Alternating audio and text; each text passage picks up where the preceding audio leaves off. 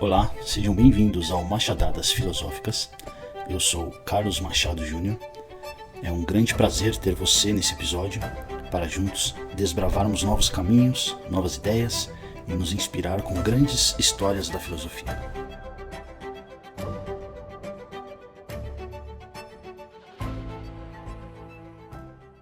Hoje nós vamos falar sobre um termo grego denominado talma. E como toda boa palavra grega, ela carrega um peso que a nossa tradução não consegue muitas vezes segurar sozinha.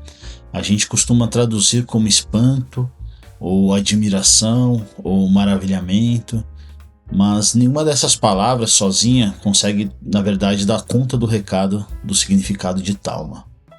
Mas isso não impede a gente de tentar esmiuçar e entender melhor o que esse termo grego tão valorizado pode nos ensinar.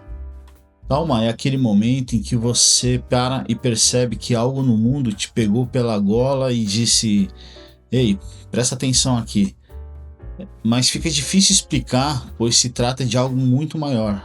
Seria como a capacidade em olhar para o que todos veem e perceber que há algo além. É a sensação de que acabou de se revelar uma camada em você até então desconhecida. Pode vir de algo novo ou que você convive o tempo todo, só que agora com um novo olhar, um novo jeito que muda completamente a forma de perceber, uma vontade de ir mais fundo e entender melhor aquilo que se despertou.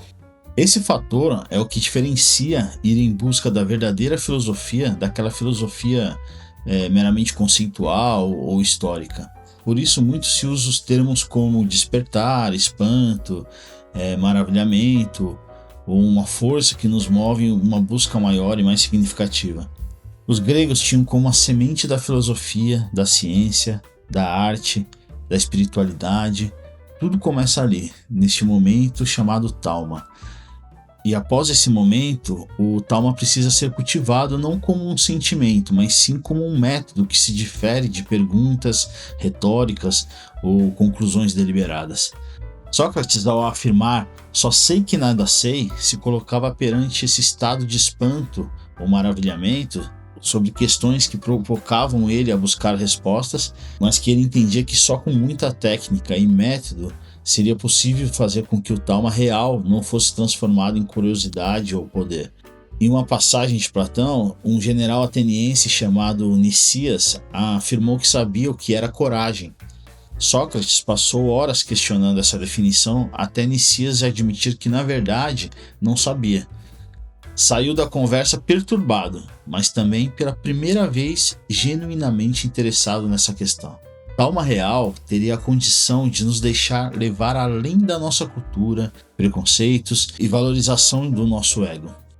E por isso mesmo, entendemos que o talma enfrenta algumas espécies de resistência, e uma delas um inimigo silencioso.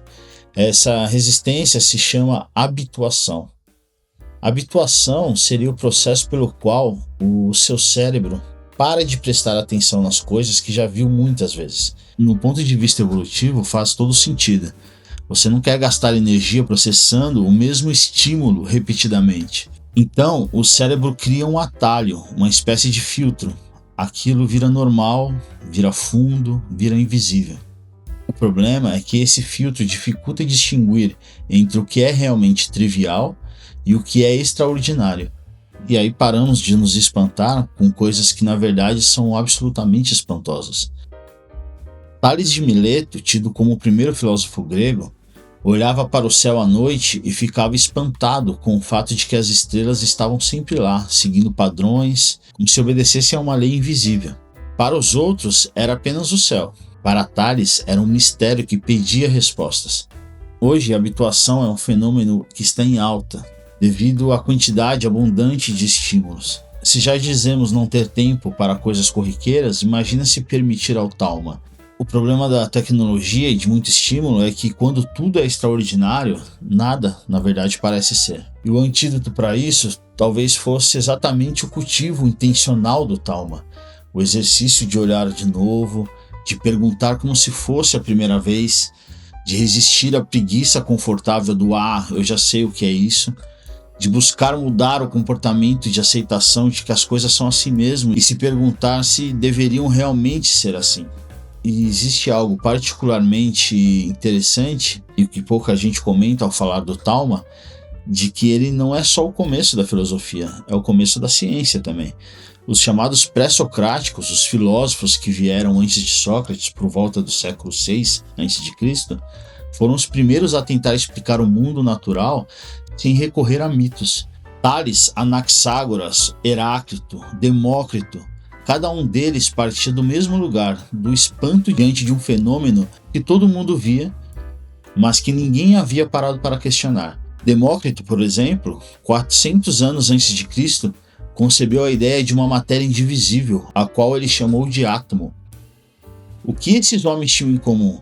Uma capacidade extraordinária de se espantar com o ordinário, de olhar para coisas que todos viam e perguntar o que mais ninguém estava perguntando. Ok, tudo muito bonito, esses filósofos eram incríveis, mas o que isso tem a ver com a minha vida segunda-feira de manhã? Eu diria que tudo.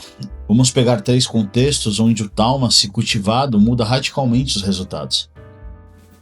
No campo da criatividade e da inovação, a maioria das pessoas que trabalham num processo por muito tempo para de vê-lo. Eles executam no automático. Inovação acontece quando alguém para e se espanta com aquilo que todo mundo aceitou como é assim que funciona. Por exemplo, o post-it, ele foi inventado por um engenheiro da 3M que se perguntou o que aconteceria com uma cola que não grudava direito. A maioria teria desconsiderado sequer fazer qualquer tipo de análise sobre uma cola com pouca pega. Já no relacionamento, como um outro exemplo, uma das razões pelas quais relacionamentos perdem a vitalidade é a habituação. A outra pessoa vira familiar, o que significa que o cérebro para de processá-la com atenção plena. O Talma nos relacionamentos é a prática de se perguntar quem é essa pessoa agora. Não quem era quando você a conheceu ou quem você gostaria que ela fosse, mas quem ela é hoje, nesse momento. E um último exemplo, na própria vida, como sentido e profundidade, a grande questão como devo viver não é uma questão que você responde uma vez, é uma questão que você carrega. O Talma existencial é a capacidade de olhar para a sua própria vida e perguntar: isso faz sentido? Isso é o que eu quero? Isso é o que eu preciso? E se eu deixar de ter o que eu tenho ou o que desejo, serei feliz ou minha felicidade está nelas? Tudo isso não para entrar em crise existencial, mas para entrar em contato com o que é real em você. Existe uma distinção importante que é preciso fazer antes de fechar, a de que o Talma não é o mesmo que a curiosidade impulsiva que a gente satisfaz no Google em 30 segundos. O Talma exige algo, exige que você fique com a pergunta, que você resista ao impulso de fechar com a primeira resposta disponível, que você suporte a tensão do não saber por tempo suficiente para que algo mais profundo emerja. O Talma gera sabedoria. Vem de processar experiências com atenção e profundidade. Para terminar e para ser honesto, cultivar Talma hoje é um ato quase de resistência. Vivemos numa época de atenção fragmentada, resposta imediata e gratificação instantânea. Tudo isso é o oposto do espanto profundo. E quando afirma-se que a filosofia começa no espanto, na verdade quer dizer que se você quer entender algo, o mundo, os outros ou a você mesmo, comece por aqui, comece pelo Talma. Talvez a coisa mais filosófica que a gente possa fazer hoje seja simplesmente parar, olhar e se deixar espantar. Muito obrigado a todos e até a próxima.